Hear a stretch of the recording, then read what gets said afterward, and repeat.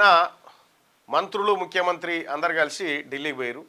దాని సారాంశం ఏంది, ఎందుకు పోయారు, రేవంత్ రెడ్డి ఇడన్ ఎజెండా ఏంది అనేది ఒకసారి చూసుకుందాం. అయితే అంతకంటే ముందు పరమానందయ్య శిష్యుల కథ మీకు ఒకటి తెలిసి ఉండాలి.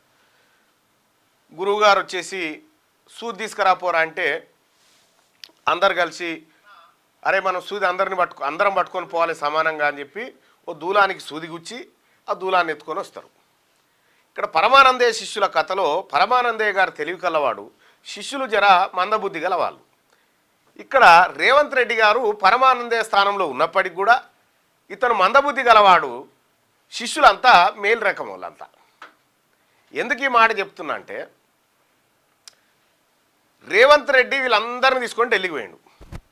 అక్కడ ఎందుకంటే ఈ ఫలితంతో తన క్రెడిబిలిటీ పెంచుకోవాలి కదా. ఈయన ఫలితంతో రాలే లోటపిసి ఈయనతో ఏం కాలేదు. ఈ మున్సిపల్ ఎన్నికల్లో రేవంత్ రెడ్డి పాత్ర శూన్యం. కేవలం పవర్ ఎంజాయ్ చేసుకుంటూ ఒక 6-7 శాఖలకు సంబంధించినటువంటి ఆర్థిక దోపిడీకి పాల్పడతా ఉన్నాడు, అంతవరకు మాత్రమే ఆయన.